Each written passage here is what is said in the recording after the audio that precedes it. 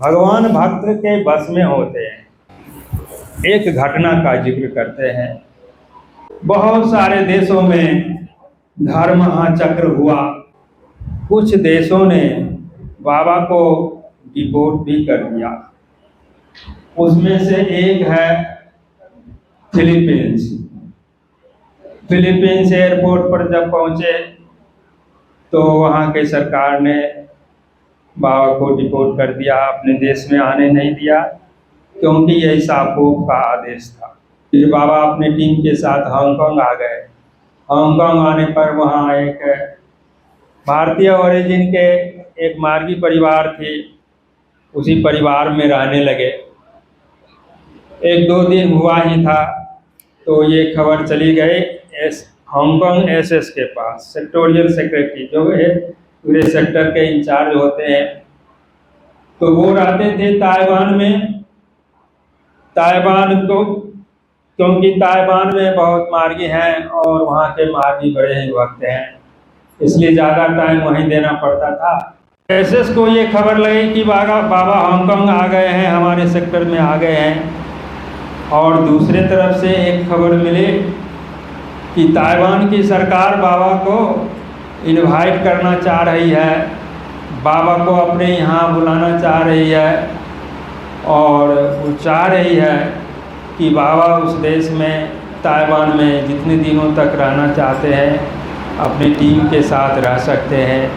उनकी सारी व्यवस्था सरकार करेगी और सरकार उत्तम से उत्तम व्यवस्था करेगी।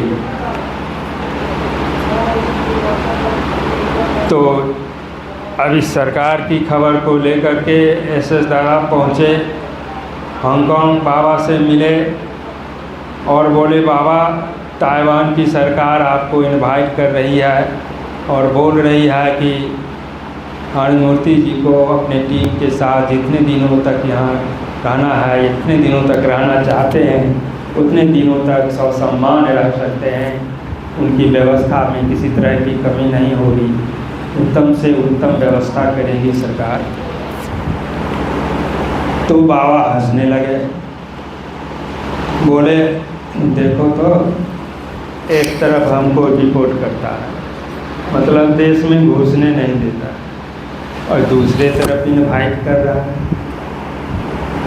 इतना बोलकर बाबा बोले मैं ताइवान सरकार की इनविटेशन को स्वीकार करता हूँ। मार्गी थे जिनका नाम था ओम प्रकाश, वो करीब 10 साल से मन में एक इच्छा पाले हुए थे कि जब भी बाबा ताइवान आएंगे तो बाबा को मैं अपने घर में रखूँगा। तो जब उनको ये इस खबर का पता चला तो बड़े खुश हुए, सोचे कि अब लगता है मेरी इच्छा पूरी होगी।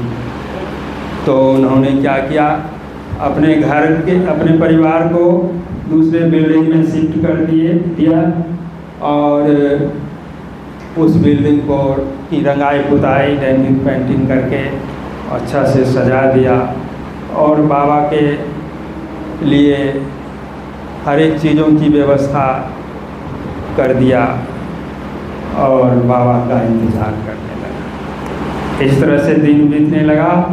7वें दिन बाबा को आना था। बाबा का फ्लाइट चल चुका था हांगकांग से। यह खबर सबको लग गई तो सरकार की ओर से एक टीम और मार्गियों की एक टोली बाबा को रिसीव करने के लिए एयरपोर्ट पर पहुंची और इंतज़ार करने लगे।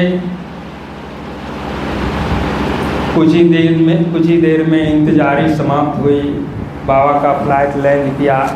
ऑफिशियल फॉर्मेलिटी पूरे करते हुए बाबा बाहर आए और बाबा का स्वागत किया गया। अब बाबा खड़े हैं, दोनों टीम भी खड़ी है। तो सरकार के टीम के जो हेड थे उन्होंने कहा, मिस्टर पीआर सरकार, आपके आगमन से आपके पांव ताइवान की धरती पर पड़ने से यहाँ की धरती धन्य धन्य हो गई। कि आप इस देश में जितने दिनों तक रह सकते हैं रहें अपने टीम के साथ, और आपको कोई असुविधा नहीं होगी।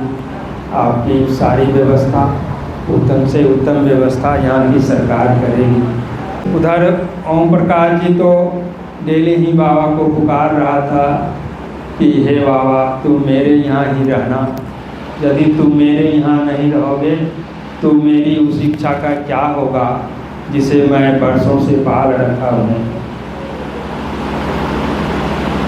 और बार बार बाबा को मानसिक रूप से पुकारते थे, हे बाबा तुम मेरे घर में ही रहना। फिर सोचते थे मैंने तो बाबा को इनवाइट किया नहीं, मार्गी लोग भी इनवाइट किए नहीं, इनवाइट तो किया यहाँ की सरकार, तो फिर बाबा मेरे घर में रहेंगे। फिर बोलते हे बाबा जो कुछ भी हो लेकिन तुम मेरे यहाँ ही रहना। इस तरह से पुकार चल रही है उनकी लगातार। वो अभी एयरपोर्ट पर आए हुए हैं, अब समझ रहे हैं कि बाबा अभी डिसाइड कर देंगे कि बाबा कहाँ रहेंगे, तो फिर मन ही मन बाबा को पुकार रहे हैं। आंखों से अश्रुधारा बह रही है। अब बाबा बोलने की बारी है। बाबा बोलना शुरू करते हैं, बोलते हैं यहाँ की सरकार और यहाँ की जनता ने जो हमें सम्मान दिया है, जो हमें सम्मानपूर्वक यहाँ बुलाकर स्वागत किया है, उसके लिए मैं यहाँ की सरकार और यहाँ की जनता को कोटि कोटि धन्यवाद देता हूँ। इतना बोलकर रुक गए। अब कौतूहलता बढ़ गई, लोगों की कौतूहलता बढ़ गई कि बाबा कहाँ रहेंगे, यह तो बोले ही नहीं, अब बाबा क्या बोलेंगे। तो थोड़ी सी गैप देने के बाद फिर बाबा ने कहा, किंतु जहाँ तक मेरे रहने की बात है, मेरे ठहरने की बात है, तो मैं अपने इस छोटे से बेटे के घर में ही ठहरूंगा। अब इतना सुनना था कि ओम प्रकाश जी कितने खुश हुए होंगे, आप कल्पना कर सकते हैं। खुशी की अश्रु, आनंदाश्रु बहने लगे। फिर कुछ देर में नॉर्मल हुए। अब बाबा उनके घर में 29 दिनों तक ठहरे और 29 दिनों के दरमियान 70 लोगों को पीसी दिए। आप समझ सकते हैं कि बाबा जैसे गेस्ट 29 दिनों तक रहा